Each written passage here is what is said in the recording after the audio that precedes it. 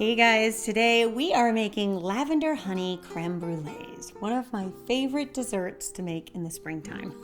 Now it's been a while since we've tackled creme brulee, and if you want to get back up to speed with just some general tips around creme brulees, you can click the annotation and watch how to make a plain creme brulee. But I wanted to show you how to make one that was flavored with lavender and honey because it is oh so good and oh so beautiful too. Let me show you how to put it together. So we are going to be working with what is known as culinary grade dried lavender. And this is important if you're cooking with lavender to make sure you get a culinary grade. I'll leave you a link in the description to my Amazon shop where you can find it there. It's important because not all lavender is grown and harvested to be edible. So sometimes they may spray pesticides on it or treat it with other things that may not be safe to eat. So this isn't the same dried lavender that you fill sachets with. It's actually a culinary grade. So we're first going to create our base for the creme brulee. So in a large saucepan, you're going to add 3 cups of heavy cream, 2.5 tablespoons of honey. I like to sweeten these with honey because I think the combination of the honey and the lavender is a really great flavor combination. But if you don't like honey for some reason, you could also use sugar, same amount. 1 vanilla bean pod that has been scraped of its seeds, and I do like to throw in the pod as well. Then you're also going to add a tablespoon of the dried lavender and a pinch of salt. Then you're going to bring this whole thing up to a nice simmer, and once it starts to get foamy, you just want to whisk everything together to make sure that that honey is melted and that the lavender is getting well distributed. Turn your heat off and then cover. And we're going to let this mixture just stay like this so that it can steep for 30 minutes. And I'm a big fan of using less lavender, longer steeping than more lavender, shorter steeping. Because there's a really fine line between creme brulees that have a nice lavender flavor going on in the background and creme brulees that taste too perfumey. So I like to keep it to a tablespoon and then let it steep for 30 minutes. Then meanwhile, in a large mixing bowl, you can add 6 egg yolks and give those a whisk. And then once your cream mixture is ready to go, we are going to strain it into a Pyrex pitcher, and that will catch all of the lavender blossoms as well as the vanilla pod. And then you can slowly add this cream mixture to your egg yolks, whisking all the while. And then you want to make sure that you clean out your strainer because we're going to use it again, and strain it one more time into a 4-cup pitcher, because that is going to catch any little pieces of egg or any pieces of vanilla that just aren't fine enough to create a really smooth custard. So the 2 straining is really worth the effort. Then at this point, you have 2 ways to go. You can either go with a low profile creme brulee dish, like the ones I have here. I think these are really pretty with the scallop design. What's nice about them is because we're not going to be using a kitchen torch, we're going to put our creme brulees in the broiler, which will make it a lot easier to caramelize the sugar. You need something that has a low profile, just so you can get close to that heating implement. Or if you're comfortable using a kitchen torch and you want a deeper creme brulee, then you can use this style ramekin, because these are a little bit too high to put under the broiler to get close enough to caramelize the sugar, so you would probably need to use a kitchen torch with this design.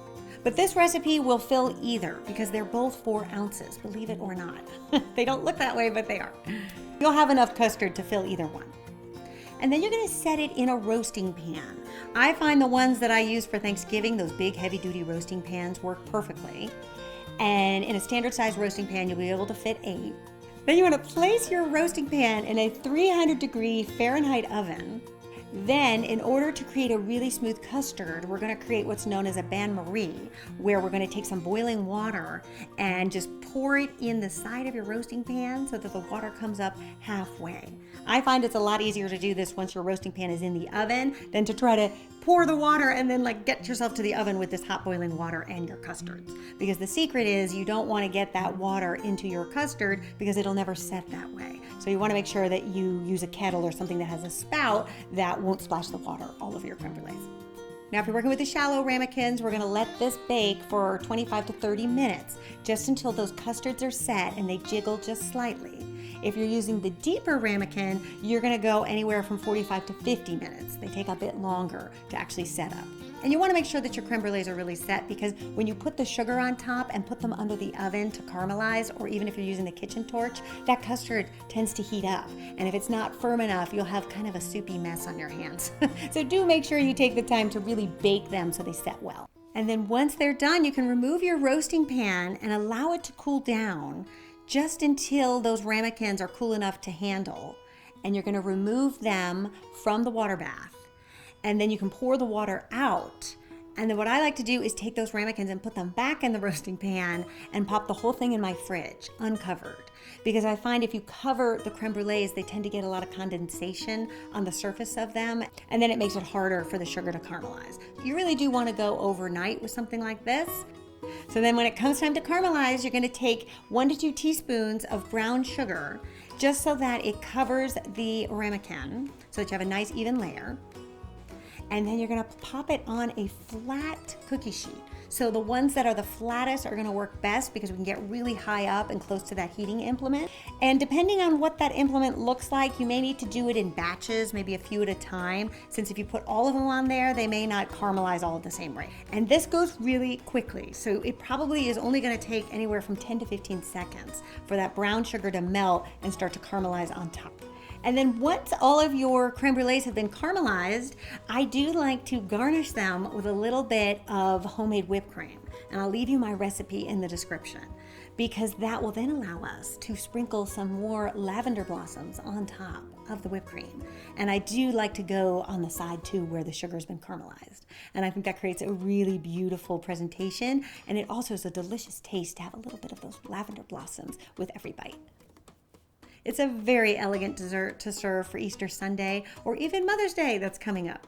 I hope you guys give this one a try and let me know what you think. Subscribe for more easy recipes, and I'll see you back here next time with another one. Until then.